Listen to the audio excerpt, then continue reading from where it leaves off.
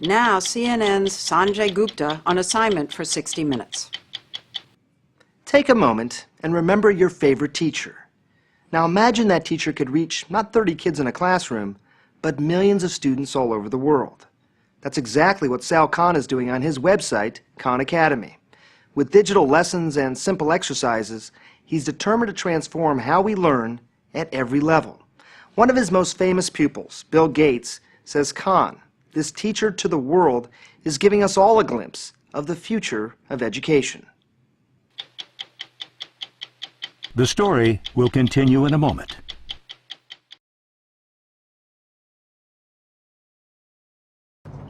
"35-year-old Sal Khan may look like a bicycle messenger, but with 3 degrees from MIT and an MBA from Harvard, his errand is intensely intellectual.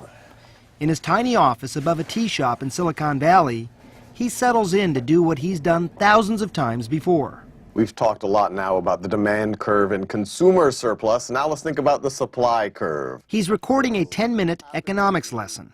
It's so simple. All you hear is his voice, and all you see is his colorful sketches on a digital blackboard.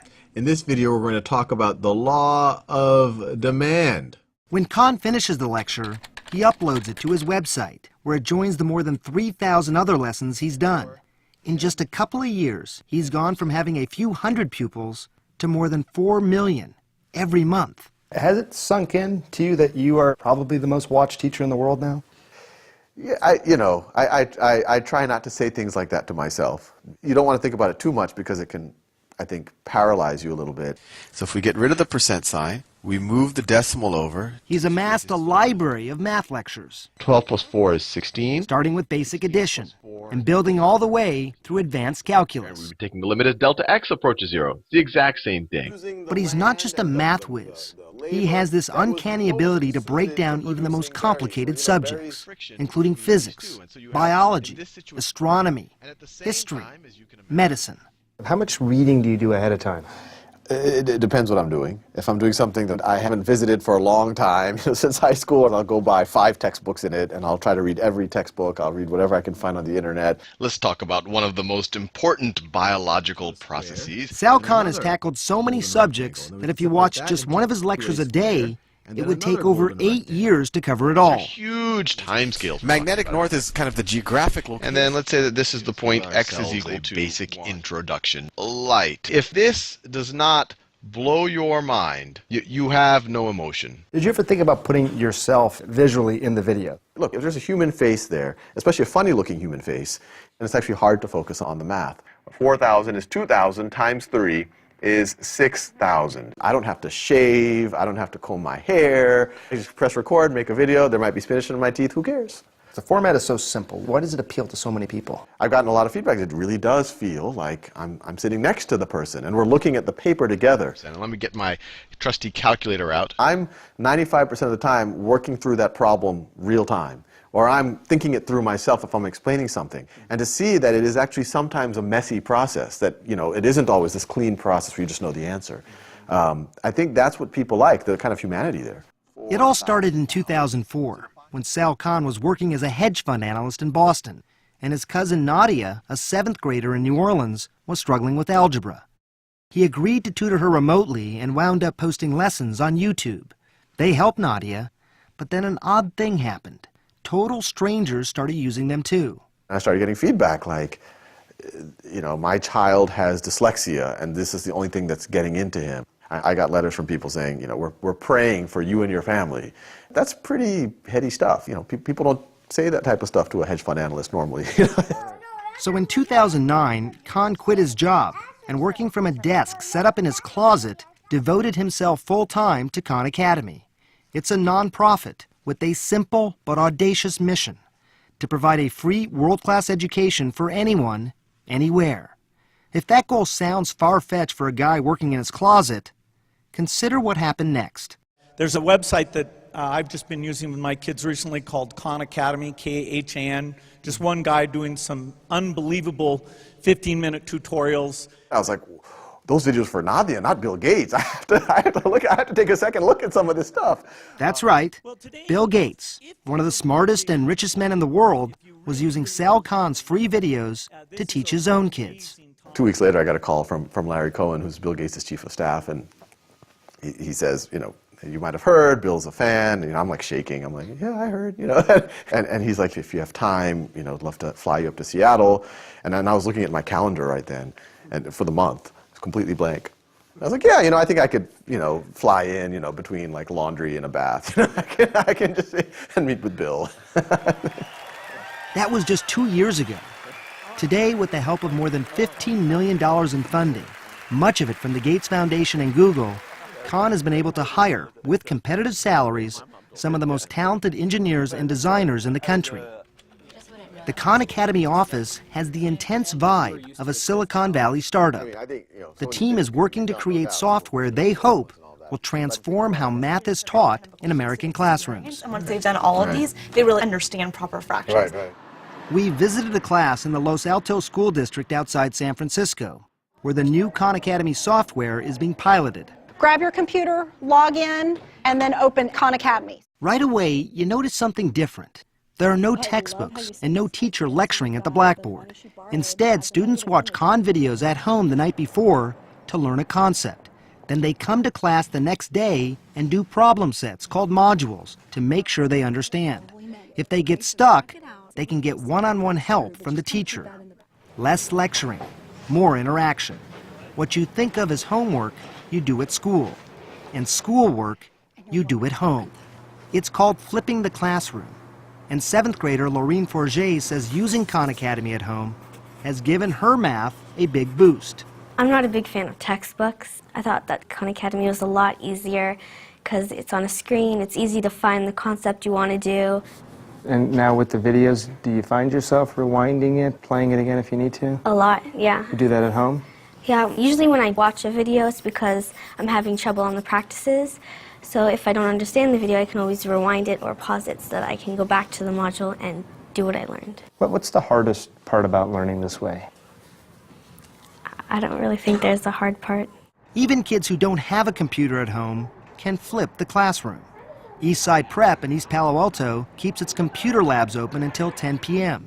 So kids like 6th grader Alex Hernandez can take as much time as they need to learn a concept. My mom, she went to school in Mexico. Some things she can explain to me, but some she can't. So I take long to try to finish my homework. How did you used to do in math? Pretty bad, at a 3rd grade level math. So, Khan Academy has helped me. It's like open doors that I couldn't open. It's helped me a lot. A lot of people have talked about the idea that flipping the classroom is sort of what's happening here. You take a little bit of issue with that. I kind of view that as a step in the direction. The ideal direction is using something like Khan Academy for every student to work at their own pace, to master concepts before moving on. And then the teacher using Khan Academy as a tool so that you can have a room of 20 or 30 kids all working on different things, but you can still kind of administrate that chaos. Khan Academy has created a dashboard so teachers like Courtney Cadwell can monitor each student's progress. So right now they're all working on things and you can see that real time. Yes. So as you sit here and look at the dashboard, you see how the students are doing individually, you see how they're doing as a whole class, Yep. and you can figure out who you need to help. Exactly. And here I can track their progress over time. I can see who's rushing ahead, who's lagging behind. I can see if they begin to stagnate. A blue bar indicates a student knows a concept. Orange, they're still working on it. But if a red bar pops up, Is kind of the red flag to tell me, hey, it's time to step in and intervene. And I can see Oh, so you can see not only that it's red, but specifically what the what problem they is. missed, and you can see the number of seconds they spent on each problem. I feel like I'm using my time more effectively with my students because instead of making the assumption that the entire class is weak in this area and I need to spend time reviewing this, I can really pull those 3, 4, 5 kids, do a mini workshop, address those needs, and allow those other students to move on to problem-solving activities or project-based learning with their peers. so far the National Education Association has supported nonprofit technology like Khan Academy in the classroom, as long as teachers are trained properly. But as with any new innovation, Khan says there are always some skeptics. I've seen some subset of teachers who say, oh, what is this video thing? Live human interaction is important. And the reason why that bothers me a little bit is that, no, that's exactly what we're saying. In fact, we exactly agree with you that what we're trying to do is take the passivity out of the classroom so that you as a teacher will have more flexibility. Does it minimize the role of the teacher? Does it make it less impactful? No, I think it's the exact opposite. We kind of view teachers playing the role of more like a coach or a mentor, which once again, I personally believe is a much higher value thing than a lecturer. Khan Academy's math program is being piloted in 23 schools, mostly in California. Preliminary test scores from a handful of classrooms have shown improvements, especially for students who are struggling. Official state assessments will be available this summer. In the meantime, Chief Operating Officer Shantanu Sinha says they're gathering massive amounts of data, not just from American classrooms, but from every Khan Academy user around the world. So you could say how many problems were done over the last 24 hours? How many was it? Right now, in the last 24 hours, we had close to 1.8 million. Wow. Not total, but just one day. Just in a 24-hour period. And when you take a look at total users over the last 18 months, 41 million visits from the United States. We can look, from India. We had 1.7 million, Australia 1.4 million. Right. It is pretty amazing to think that millions of people all over the world are using Khan Academy right now. Yeah, I mean, it's a gold mine on how to understand, what paths through learning are most effective. Khan says they look at all that data and constantly make changes to their software platform. We can start fine-tuning things the way that Amazon might fine-tune their button to help you buy that book or find the book that you want, or Netflix says, what's the right movie for you? We now get to do with education. Eric Schmidt, the pioneering chairman of Google, says he's seen a lot of failed attempts to integrate technology into education, but says what Sal Khan is doing is different. Many people think they're doing something new, but they're not really changing the approach. Whereas with Saul, he said, what we're going to do is not only are we going to make these interesting 10-minute videos, but we're going to measure whether it works or not. He was the guy to sort of make this happen? Why do you think it was him and not some person who was an educator or who had a background in this area? Innovation never comes from the established institutions. It's always a graduate student or a crazy person or somebody with a great vision. Saul is that person in education, in my view. He built a platform. If that platform works, that platform could completely change education in America. 17 over 9 is equal to 1.88. Inside classrooms, it's just Khan Academy math for now. But Sal Khan believes his strategy can be used to teach subjects like history and science, and not just in elementary schools, but high schools and even colleges. But no matter how big or how successful Khan Academy gets, Sal Khan promises he'll never put a price tag on it. The for-profits have to mold themselves much more to the education establishment than we do. As a not-for-profit, we're just like, what's our mission? To educate children as well as possible. I've said it enough times, and it's in our mission statement, a free world-class education for anyone, anywhere. And that's what sixth grader Alex Hernandez says he needs. Has anyone in your family ever gone to college? No. So that's a pretty big deal for you? Think you're going to be able to do it? With help or with more studying or Khan Academy, I think I can get there. I think you can too.